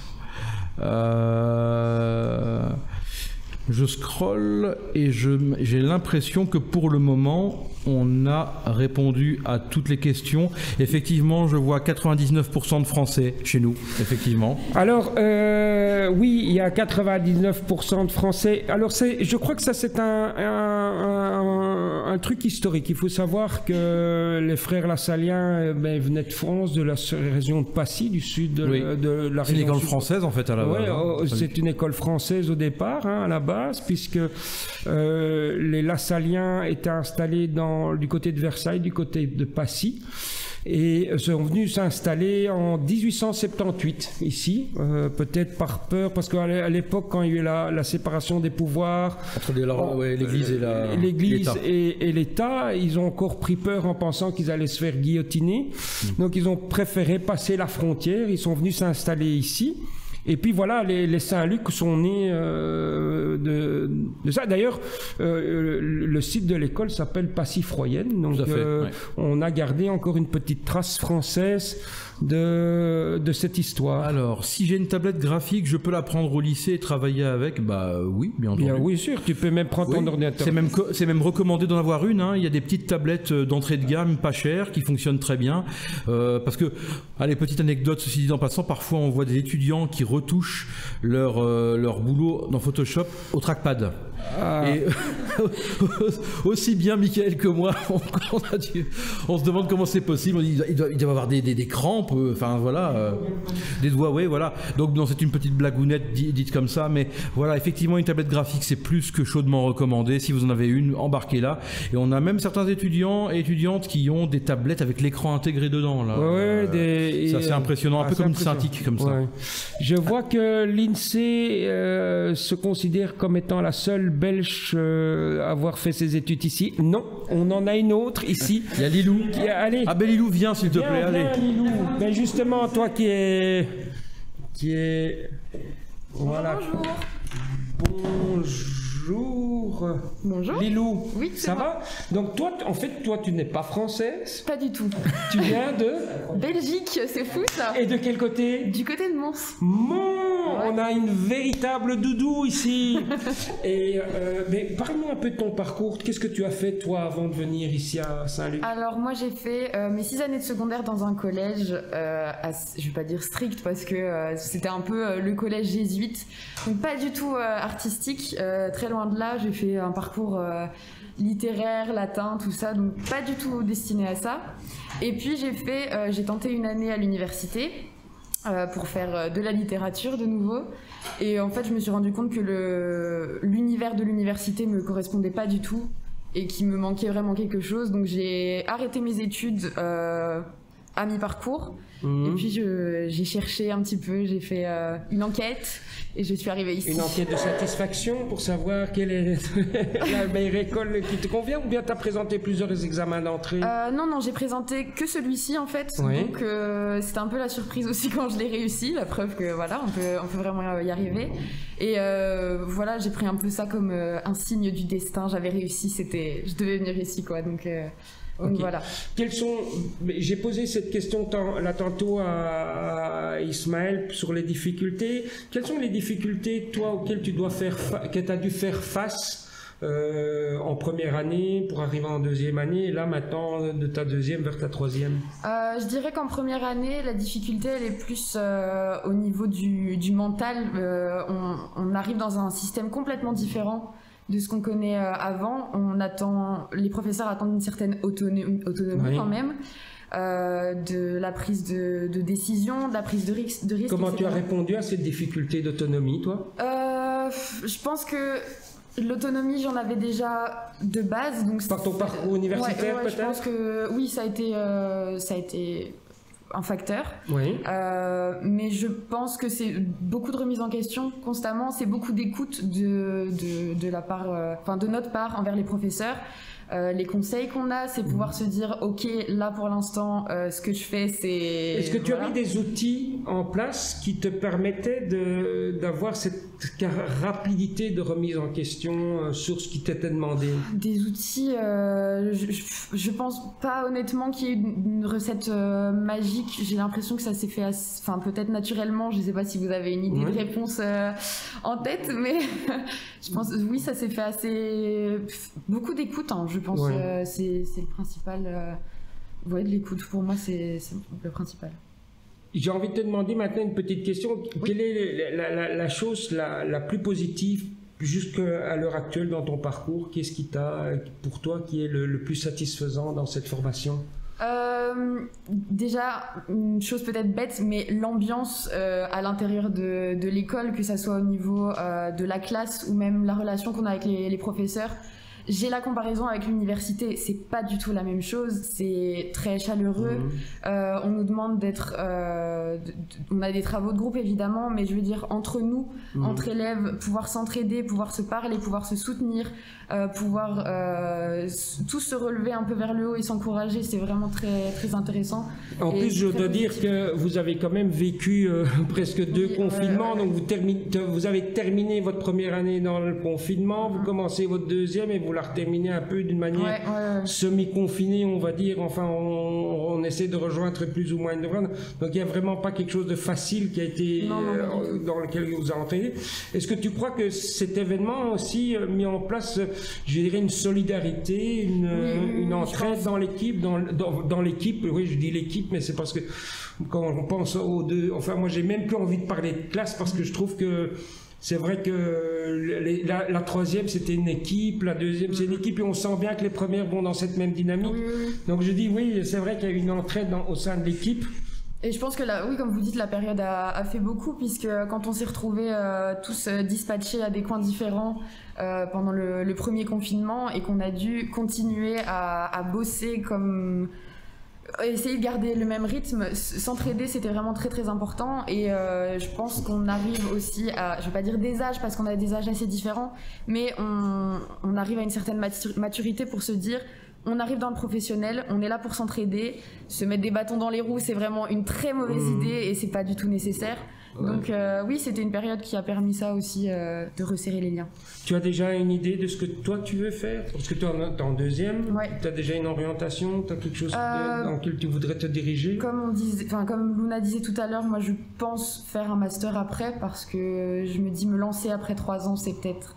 Je me sens pas assez à l'aise pour le faire, je pense. Et un master après, dans quelle direction? Alors l'illustration, pas du tout. Moi c'est complètement l'inverse. Je pense que c'est pas du tout fait pour moi, mais des choses beaucoup plus graphiques au sens où on l'entend. Oui. Et qu'est-ce qui t'attire dans le graphisme? Il y a quelque chose de particulier? L'édition, voilà, je suis un peu dans le flou encore. On découvre encore des nouvelles choses. Cette année, on a découvert la photo, par exemple, que j'adore. J'aime beaucoup travailler la photo, pouvoir l'utiliser comme support pour la développer dans plein d'autres choses. Donc pourquoi pas, ce serait une piste, mais après les possibilités sont infinies, n'est-ce pas? Donc voilà. T'as déjà une idée de ton travail de troisième? Qu'est-ce que Absolument pas. Non, pas encore. On va déjà laisser un jour à la fois. On va essayer de terminer la deuxième correctement. C'est ça. Mais je te remercie en tous les cas, c'est vraiment chouette d'avoir ce témoignage. Je te remercie. Merci, Lilou. Et le doudou cette année, il se fait dans nos cœurs, monsieur. Dans nos cœurs. Eh ben, on le fera dans le cœur. En tous les cas, les Tournaisiens seront avec les Montois, ça c'est sûr. Pour les Français qui ne connaissent peut-être pas, le doudou, c'est une fête institutionnelle. Oui, c'est une fête folklorique. Une sorte de carnaval. Classée mais qui est classée au patrimoine mondial de l'UNESCO, si mes souvenirs sont bons, comme le carnaval de Binche est un patrimoine classé au patrimoine de l'UNESCO. Alors, je vois une question, merci beaucoup, Lilou, pour ton intervention. Je vois une question ici, donc quelqu'un a mis un lien, merci Léa d'avoir mis le lien vers des travaux pour Ismaël, donc vous pouvez cliquer, c'est sur YouTube. J'ai laissé, Michael se balade un petit peu dans le pur ref qui contient toute une série série de travaux. Je crois qu'il y a une question qui peut être intéressante. La bourse française. La bourse française, je vais me permettre un petit peu de répondre là-dessus. Alors bon, il faut savoir qu'effectivement, peut-être si vous êtes boursier français, peut-être que votre bourse ne sera pas accessible en Mais je crois que c'est l'éducation nationale en France, à un moment donné, qui a supprimé les bourses pour les écoles artistiques à l'étranger. À l'étranger. Par contre, ce que je peux vous dire, puisque je fais partie du conseil social, c'est que nous avons un conseil social au sein de notre école qui permet aussi de pouvoir venir en aide à des étudiants qui présentent certaines difficultés. Donc voilà, ça dépend aussi un petit peu. Vous pouvez faire des demandes d'aide, en tous les cas financières. Ça sera en fonction de votre dossier et de la manière dont vous répondez au dossier pour qu'il soit le plus complet possible pour pouvoir avoir cette aide. Voilà, je ne sais pas encore où on en est au niveau de notre planning, mon cher Damien. Au niveau du timing, on est très bon parce qu'en fait, on s'était dit qu'on allait streamer jusqu'à 14h30. Il est 14h26. Voilà. Donc, il nous reste quelques petites minutes si on veut boucler. Alors les liens utiles, où on peut les trouver, premièrement, je crois que... attends, oui, justement, excuse-moi, je t'interromps Bruno, parce que cette question avait été posée, on l'a oublié. Julie la repose. Est-ce que le tarif des années 2 et 3 sont les mêmes que la première ? Non. Je ne crois pas, je n'ai pas les chiffres en tête. Donc, par tarif, je suppose que le coût d'une année pour l'inscription... Oui, mais ça, il faudrait... Est-ce que vous avez une idée, les deuxièmes du Minerval ? Voilà, le Minerval de la première et de la deuxième est le même, mais en troisième, le Minerval est différent. Voilà. Ça augmente de 100 euros. Il faut savoir que c'est aux alentours de 600 euros. Hein. Voilà, à peu près 600 euros, c'est le Minerval pour une année scolaire. Ce Minerval comprend quand même pas mal de choses, en tous les cas l'accès au matériel que nous avons. Athénaïs, est-ce que tu te vois? Tu es toujours parmi nous, Athénaïs? Athénaïs, coucou Athénaïs, chez toi, on zoome sur toi. Donc effectivement... Une tête d'andouille là, moi. Voilà. Le tarif comprend quand même les frais de fonctionnement et le frais d'encadrement, pas les frais d'encadrement, mais en tous les cas des frais de fonctionnement au sein de l'école. Vous avez quand même accès à une certaine quantité de matériel qui est à votre disposition.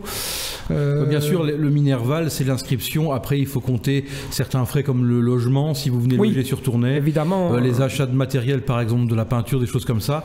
Donc tout ça, c'est annoncé par les professeurs. Je vais peut-être demander à quelqu'un qui est là derrière moi, est-ce que quelqu'un pourrait venir à côté de moi pour un peu me parler un petit peu des coûts, de ce que... Quelqu'un qui serait en cote, ça serait chouette d'avoir cet avis-là. Voilà. Est-ce que l'Internet est ouvert au supérieur? Oui, j'ai répondu. L'Internet est ouvert au supérieur. Voilà. Bonjour, Sarah. Bonjour tout le monde. Près du micro pour qu'on puisse bien t'entendre. Voilà. Tu vas bien, Sarah? Ça va. Donc toi, tu es en deuxième communication graphique. Toi aussi, tu as fait ta première ici. Ça n'a pas été évident dès le départ. Puis pour finir, mais ça serait intéressant de raconter tout ton parcours de première déjà, parce que il y a peut-être justement on parlait parfois de découragement, mais je trouve que c'est un très bon témoignage qui pourrait être écrit, parce que c'est quelqu'un qui a été vraiment en première année très persévérant, qui a été mais au taquet dans la manière de remettre en question tout le temps son travail, de vouloir vraiment y arriver et tout ça. Donc voilà, je crois que... Parle-nous un petit peu de cette première année, comment toi tu l'as vécue? Alors ma première année, je voulais absolument la réussir, bien sûr, j'ai eu beaucoup de mal parce que on va le dire et l'avouer, un manque de confiance en moi. Donc je voulais prouver aux profs et même à moi-même que je voulais y arriver, donc si ça n'allait pas, je recommençais encore et encore. Pour au final, en plus le confinement n'a pas aidé, ça a été difficile pour tout le monde. Mais du coup, je me remets en question énormément et je vais recommencer jusqu'à temps que ça me plaise et que les profs sont... En fait, c'est vraiment ta ténacité au travail et ta remise en question et le fait de toujours refaire. Tu as arrivé à un résultat et ce résultat t'a permis de passer en deuxième année. Exactement. Merci pour ce témoignage, mais ce que je voulais aussi, c'est peut-être bon, alors malgré tout, tu as vécu une partie de ton année confinée en première, mais tu cotais déjà à l'extérieur? Non, alors la première année, je l'ai passée dans un appartement toute seule. Ouais. C'était aussi très compliqué. Et la deuxième année, j'ai décidé de... Donc ça veut dire que déjà, dès la première année, tu conseilles plutôt les gens à être dans des colocations que de vivre tout seul? Je pense. Pourquoi? Parce que déjà on est entouré, on a toujours quelqu'un pour se relever, puis même pour changer un peu de ses études, on a besoin aussi un peu de changer d'air, donc avec des amis ou de faire des nouvelles rencontres, ça fait beaucoup de bien. Et là cette année on est en colocation donc à 4 et on est tous à Saint-Luc dans une section différente. Ah chouette. Donc ça c'est génial. Ça donne des regards différents sur les choses aussi. Et comme nous avons 4, donc moi en graphisme, mon autre coloc en photo, un en ébénisterie et un en mode. Ouais. Donc on a tous un regard artistique et on s'aide tous entre nous, ce qui est génial. Donc non, être en colocation, ça aide beaucoup. Ok. Est-ce que tu peux nous dire quel est le coût moyen je dirais que tu dois mettre en place pour tes études plus ou moins par mois, peut-être sans tenir compte de la location, tu pourras parler de ta location, de ce que tu serais, mais au niveau de tes études, je dirais pour le matériel ici à l'école, qu'est-ce que tu dépenses à peu près? En début d'année, bien sûr, il y a beaucoup d'achats comme l'ordinateur si on n'en a pas encore, un appareil photo et s'il faut aussi une tablette graphique. Oui. Donc ça, c'est un coût quand même à prendre en compte dans des études artistiques. Ensuite, on a le matériel de base, tout ce qui est crayon, peinture, tout ça, mais je sais pas si les autres pourraient m'aider. Les feuilles aussi, les feuilles stand-back qu'on peut utiliser. Et les souffleurs derrière, exactement. Mais ça, je veux dire, en dehors du gros matériel, si on retire l'ordinateur, si on retire l'appareil photo, la tablette graphique, qui sont un coût qui va qui peut, par lui, peut être amorti encore après tes années d'études, tu vas pouvoir regarder.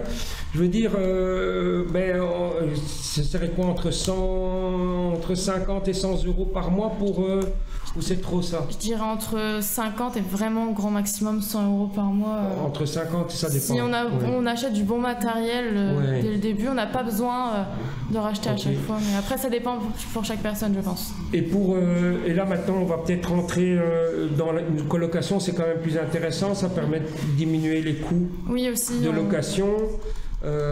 Ça te revient à combien un petit peu, à peu près, sans dévoiler le prix exact, si tu veux donner une fourchette, est-ce que ton loyer c'est entre 300 et 400 euros ou... Je pense que pour un bon appartement, chaque étudiant, je pense qu'on peut arriver à moins de 500, même voire moins de 450 euros par mois. Moins de 450 euros. Oui. Ouais, moins de 450 euros. Il faut rajouter un petit peu près la bouffe par mois, mais je suis sûr et certain que vous avez tous, parce que je sais que les jeunes, maintenant vous êtes de plus en plus débrouillards pour vous trouver, je sais qu'il y a des récup qui sont mis dans certains magasins bio sur Tournai, qui refilent les légumes parfois. Puis même il y a le marché et tout qui peut être super intéressant. Et le marché, voilà. Ok. Du coup, la vie tournaisienne est agréable malgré le confinement que tu vis? Moi, Tournai, je suis tombée amoureuse vraiment de la ville. Je rentre pratiquement plus en France parce que je suis aussi française. Je suis tombée amoureuse de la ville, je la trouve magnifique. J'adore me promener à Tournai et prendre plein de photos. Donc là, je suis pas de soucis pour ça.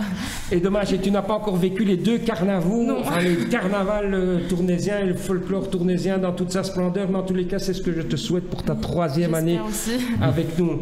Écoute, merci beaucoup Sarah pour ce témoignage, c'est vraiment chouette de ta part. Voilà. Je ne sais pas si... Je crois qu'il reste une question ou deux, j'avais promis à Julie TRBN sur notre chat de y répondre. Alors attends, parce que je ne sais plus, je n'ai pas l'affichage, je vais retourner ici pour voir. La question que tu avais posée, c'était... certains élèves habitent en France pour venir ensuite, où ils habitent principalement sur Tournai. Mais je crois que ça a un petit peu répondu, peut-être la discussion avec Bruno.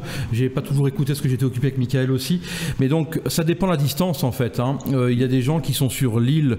Bien entendu, je pense qu'eux vont rester sur l'île. C'est quand même plus économique de faire le trajet en train, même s'il faut parfois partir tôt parce que la SNCBF est une nébuleuse un peu parfois un peu difficile à cerner. Les horaires sont capricieux et la ligne est aussi capricieux. Il y a des trains parfois qui n'arrivent pas à l'heure, enfin voilà, mais je pense que les Lillois, pour la plupart, préfèrent rester sur l'île.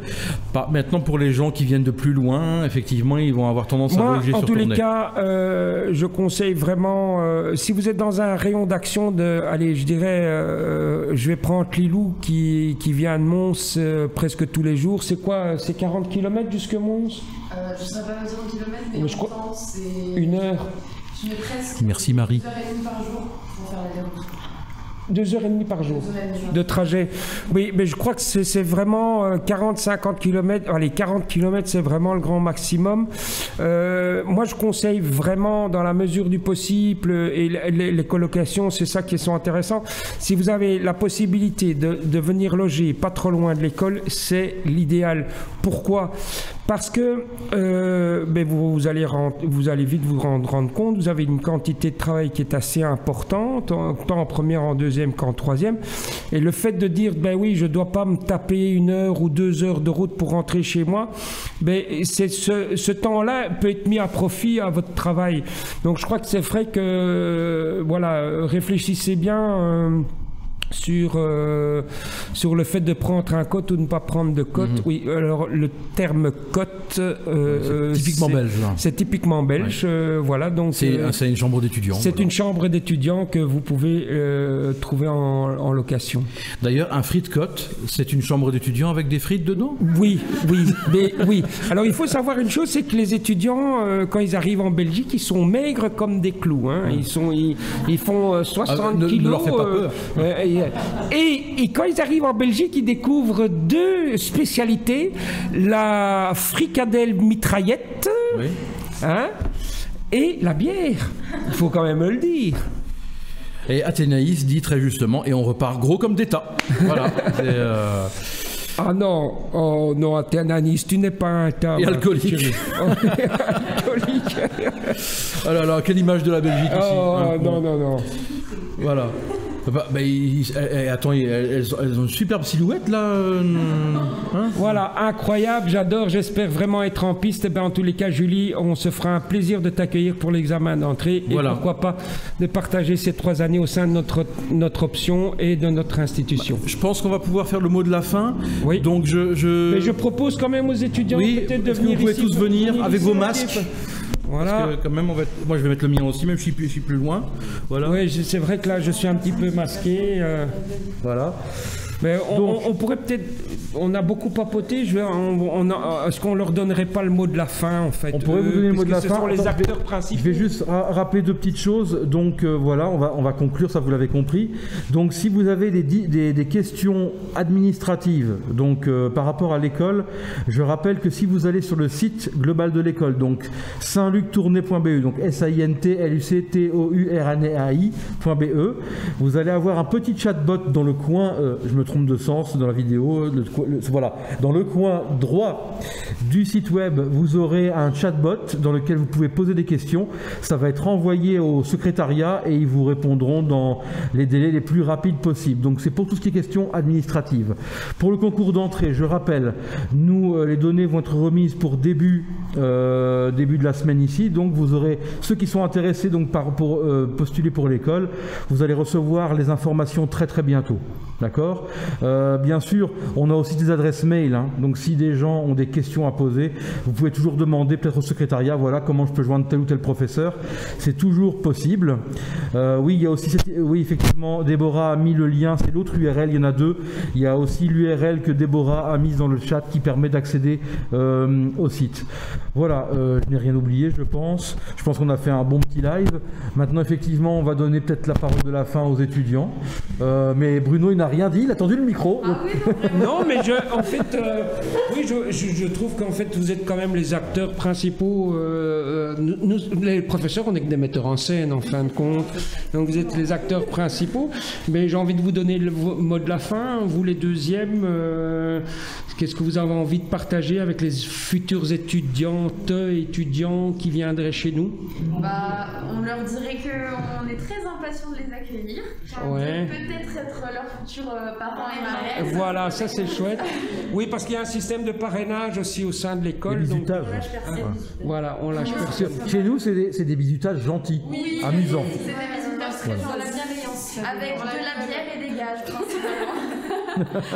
Non mais voilà, on a hâte de les accueillir et vers de nouvelles aventures. Voilà. Il faut être courageux et passionné. Exactement. Ah, je crois que c'est un beau mot de la fin. Courageux. Voilà. Aimez ce que vous faites, soyez passionnés. Voilà, on était 51 personnes là en direct sur ce premier-là. On est à plus de 60. En tous les cas, un tout grand merci. Je salue tous nos anciens qui sont venus nous dire, faire des petits coucous dans le chat. Je vous remercie de vos témoignages et en fait, vraiment, on a envie de vous retrouver dans la vraie vie. Hein. On voudrait vous serrer dans nos bras et vous embrasser bien fort. Ça sera l'année prochaine. En tous les cas, ce qui est sûr et certain, c'est que ce système de streaming, tous les cas, ça nous a donné beaucoup d'idées à Damien, Michael, moi et même aux collègues. Je voudrais quand même remercier nos collègues qui ne sont pas là. Je pense à Yannick, je pense à Sylvanie, je pense à Philibert, Anne. Je pense à Anne, qui eux aussi nous ont soutenus aussi dans notre démarche quand Damien nous a proposé ce streaming. Même s'ils ne sont pas là physiquement, mais je sais qu'ils sont là avec nous. Je crois que en fait, on pourra dévoiler peut-être des petites choses, des petites nouveautés. En tout cas, ce streaming et cette chaîne de télé sur Twitch, ça va elle va être réutilisée. On va mettre à l'honneur des graphistes, on va faire des interviews, on va faire en sorte que cette chaîne puisse vivre avec un contenu qui soit en relation directe ou indirecte avec notre option ou avec l'activité ou l'actualité de l'option. Voilà. Je ne sais pas si tu vois, mais nous sommes déjà invités cordialement pour un grand apéro l'année prochaine. Voilà. Marie Parent. On ne perd pas le sens des priorités. Eh bien, écoute, j'espère que... Voilà. Merci pour votre bonne humeur et votre convivialité. Voilà, on vous embrasse tous. Eh bien, Julie TRBN, je te remercie pour toutes tes questions parce que je trouve que tu as été avec des questions pertinentes et je me ferai un plaisir de te rencontrer peut-être d'une manière virtuelle pour les examens de rentrée, mais pourquoi pas à la rentrée en septembre chez nous avec grand plaisir. Voilà. C'est le moment de se retirer. De se dire au revoir. On se dit au revoir, on vous embrasse. Merci beaucoup, au revoir, ciao. Au revoir tout le monde. Ciao, ciao. Merci à tout le monde de nous avoir suivis. Au revoir.